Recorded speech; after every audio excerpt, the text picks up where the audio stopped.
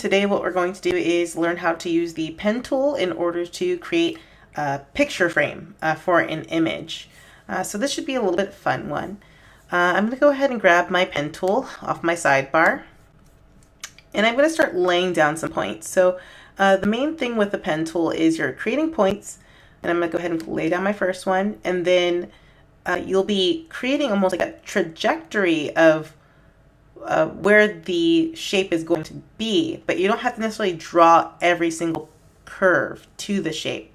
That is a little bit different where the pencil tool is drawing every little thing. So I'm going to go ahead and click down again, and I'm going to pull a little. That's what my preferred method is just to pull a little so I can get a nice directional toggle here. So that's what these guys are. And that's going to help change the direction of the line. You saw that it moves the curvature of the line. So let me just go ahead and lay some more in. And I'm just going to try and make it a little funny cloud shape. And then when you get to the end, you'll see here that I have to go back to the beginning to close my shape. That's where that little 0 comes in. And I'm going to go ahead and click on that. And then that is a completely closed shape. Now, in order to change certain things to it, so I want to maybe make it look a bit more cloudy. Notice that under the pen tool, I have my add anchor point tool, delete anchor point tool, and convert direction point tool. So with this, let me just try and go ahead and convert the directions of my points, and that's what using these little toggles are for. I can go ahead and move these around individually using this tool. Now, if I use my direct selection tool, let me just show you that. I'm going to get my direct selection tool. If I use the toggles, notice that they both move at the same time.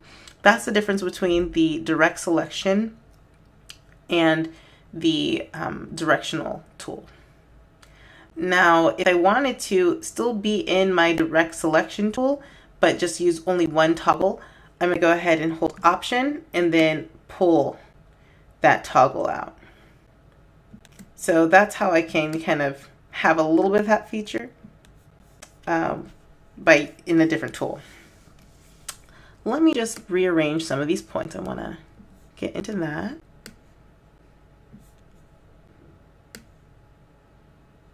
All right, and then I'm going to get back into my convert direction point tool and cloud it out. So making this look kind of puffy.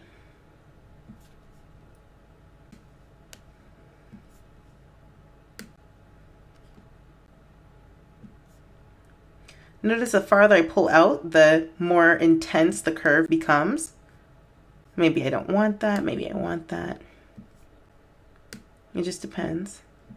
And notice here on my first point that I laid down, there are no directional toggles, but I do want kind of a puffy cloud kind of feeling here. So what I need to do is go ahead and hold using my directional point tool and drag. Notice that when I'm in this tool, I can get those 2 points. I'm going to just do a little bit of that. And then I'll go ahead and make my little final puffy cloud. Great. So that is my general shape. Now, if I need to add more points to this, of course, I can go back and use my add anchor point tool. Or if I need to delete certain points from it, I delete the anchor points in between. But I think it's looking kind of what I wanted to do. Maybe in another tutorial, I'll make some more mistakes. I'll go to my file and place, and then let's make that picture frame. So I already have my line selected, right? So what I'm going to do is choose my little French bulldog. And then there he goes. He goes directly in my pre-selected shape that I had. And this is just the same kind of technique that we would use with a regular old rectangle or whatnot. And let me just make sure I resize this. Right-clicking, using my regular selection tool, fitting, fit content to frame. That looks pretty nice. And then I'm going to go ahead and zoom in a little bit. Notice that my selection is still there, my frame selection. And let's just make this a little bit jazzy. I'm going to go ahead and make this a color.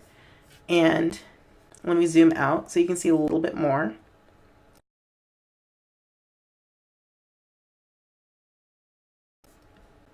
And I'm going to change like the points or the thickness of my stroke. So let's zoom out even a bit more. Hey, that looks great. Okay, so this is super cute. Another thing I can do is also change here. So right here is going to be the type of line I get. So right now I have solid. This is a thick line. So there's two lines surrounding it. Let me see if I can show you a little bit. It's kind of hard to see. Maybe that's not the one. All right, I'm going to undo that. I have a thick, thin line.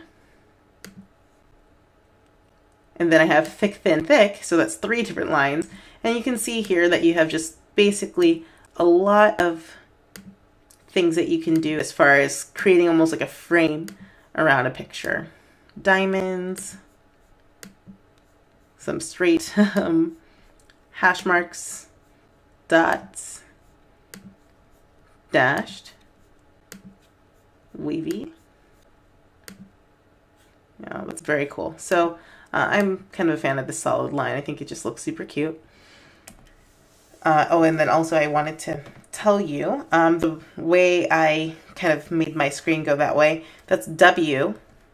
That's your preview mode to see what it looks like on paper. A lot of times I'm not going to be editing in this mode, but sometimes it gets rid of some of the boxes, so I can show you guys a little bit more stuff.